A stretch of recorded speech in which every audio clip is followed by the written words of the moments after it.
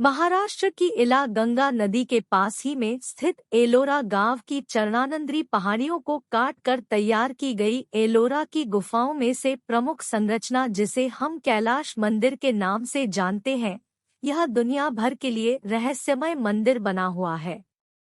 इसमें की कुछ विशेष गुफाएं तो आम पर्यटकों के लिए पिछले कुछ दशकों तक भी खुली हुई थी, लेकिन अब उन्हें पूरी तरह से बंद कर दिया गया है।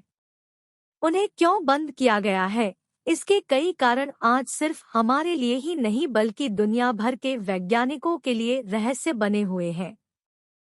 कैलाश मंदिर के उन रहस्यों में पहला रहस्य तो ये है कि इस मंदिर जैसा अन्य कोई मंदिर देश या दुनिया में कहीं और क्यों नहीं है। जबकि इस मंदिर के निर्माण के बाद भी तो कई सैकड़ों भव्य मंदिरों का निर्माण हुआ ही है, उन मंदिरों में इस प्रकार की टेक्नोलॉजी उपयोग में क्यों नहीं लाई गई। इस मंदिर को लेकर दुनिया भर के बड़े से बड़े शोधकर्ताओं और आर्कियोलॉजिस्ट द्वारा खुद से पूछे जाने वाले प्रश्नों की बात करें तो वे यहाँ आकर स्वयं भी उलझ जाते हैं और इस आश्चर्यजनक संरचना को लेकर हैरत में पड़ जाते हैं। तो इस जानकारी को आगे बढ़ाने से पहले यहाँ हम आपसे अनुरोध करना चाहते हैं कि अगर आप इस चैनल पर पहली बार आए हैं तो कृपया इस चैनल को सब्सक्राइब करने के बाद पास ही में बने बेल आइकॉन को भी जरूर दबा दें, ताकि हमारे आगे आने वाले वीडियोज की नोटिफिकेशंस भी आप लोगों तक पहुंचती रहे। तो दुनिया भर के आर्कियोलॉजिस्ट, वैज्ञानिक और रिसर्चर जब इस स्थान पर आते हैं और इन संरचनाओं को साक्षात देखते हैं तो वे खुद के द्वारा खुद से पूछे जाने वाले कई प्रश्नों के ढेरों तले दब जाते हैं, और जब वे वापस अपने अपने देशों में जाते हैं तो इसको लेकर इतिहास के दस्तावेजों में खो जाते हैं। वे फिर यहाँ आते हैं, फिर रिसर्च करते हैं, लेकिन वे तब भी संतुष्ट नहीं हो पाते हैं, क्योंकि इस बारे में उन्हें कहीं भी कोई जवाब नहीं मिल पाता है। कैलाश मंदिर के निर्माण को लेकर वर्तमान में हमें जो आधे अधूरे साक्ष्य और संकेत मिलते हैं,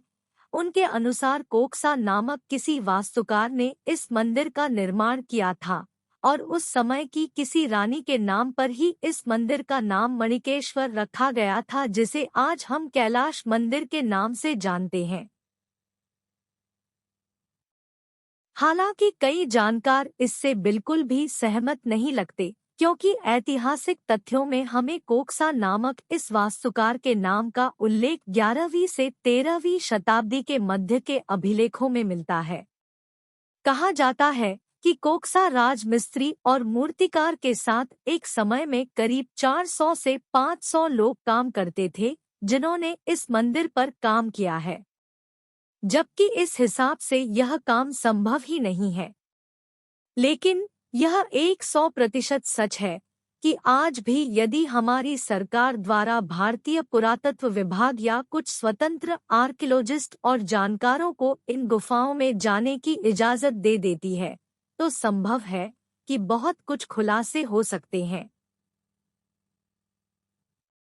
आज समय की मांग भी यही है कि हर व्यक्ति को यहाँ इस कैलाश मंदिर परिसर के तमाम गुप्त स्थानों और परिसरों की जानकारी होनी चाहिए और उसके लिए रिसर्च करने का अधिकार भी मिलना चाहिए।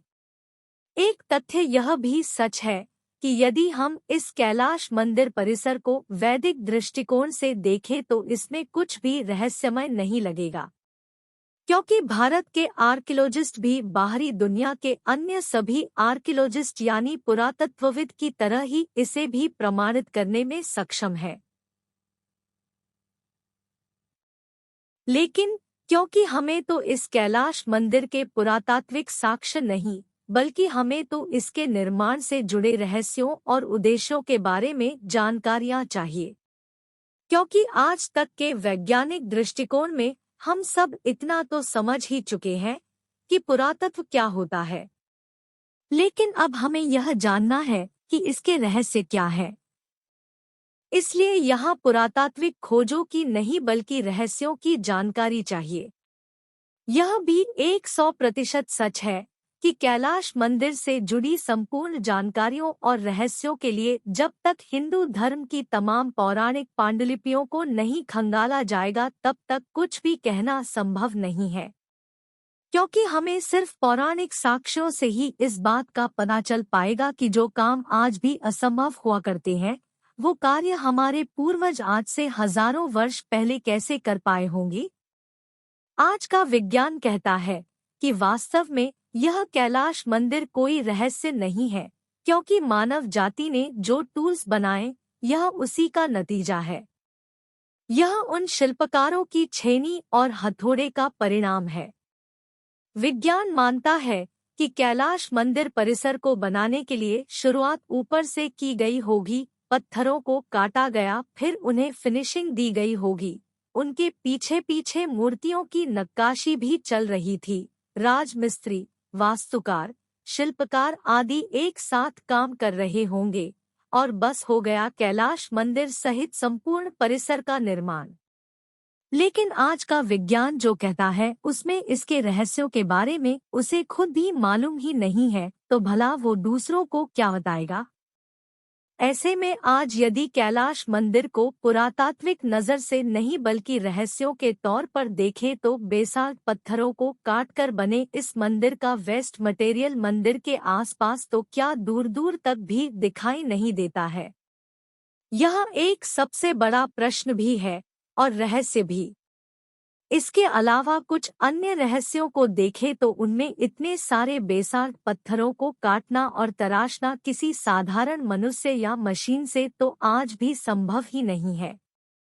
इसके अलावा कैलाश मंदिर के नीचे कई रहस्यमय गहरी गुफाएं और कक्ष भी हैं, जो पूर्ण रूप से बेसाल्ट पत्थरों को ही काट कर तैयार की गई है। तो फिर तहखाने के तौर पर इन्हें बनाने का उद्देश्य और रहस्य क्या हो सकता था।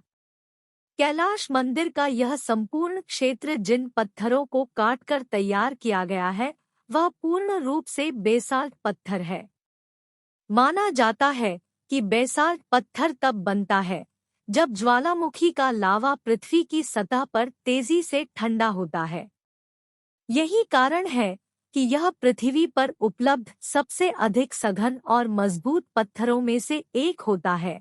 और यही कारण है कि मानव निर्मित किसी भी प्रकार के औजार या मशीन को अभी तक इतने बड़े आकार वाले क्षेत्र के संपूर्ण बेसाल्ट पत्थरों पर इतनी बारीकी के साथ इस्तेमाल करना आज तक भी विज्ञान के लिए संभव नहीं है। हालांकि कुछ ऐतिहासिक तथ्यों के आधार पर इसको साबित करने का प्रयास किया गया है, लेकिन यहाँ भी व्यावहारिक तौर पर संभव ही नहीं है, क्योंकि कुछ ऐतिहासिक तथ्य कहते हैं कि मनुष्यों के द्वारा लगातार 18 से 20 वर्षों तक यहाँ करीब 4 लाख टन से भी अधिक पत्थरों के मलबे को वहाँ से बाहर ले जाया गया होगा। जबकि इसमें सबसे बड़ा रहस्य तो यह है कि आज भी यदि करीब 7,000 लोग लगातार 12 घंटों तक बिना रुके काम करते हैं, तब भी वे 18 से 20 वर्षों में केवल 85,000 टन पत्थरों को ही काट सकते हैं। इसके अलावा इस संपूर्ण कैलाश मंदिर परिसर के हर एक स्थान पर सूक्ष्म कारीगरी के साथ गुफाओं का निर्माण कार्य, अति सुंदर मूर्तियों को तराशना और वह भी उत्तम अलंकरण के साथ, भला मनुष्य के लिए कैसे संभव हो सकता है।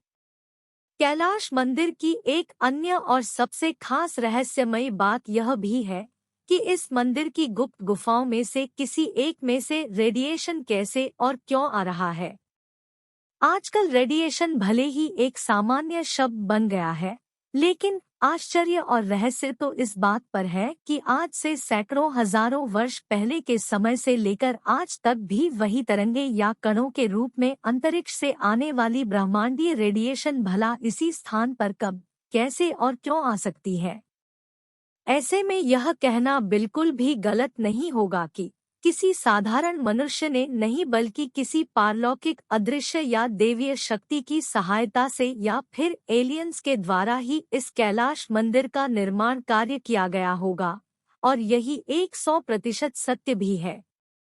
लेकिन विज्ञान है कि इस बात को मानता नहीं है और अपने ज्ञान के दम पर इसके रहस्यों को जान भी नहीं पाता है।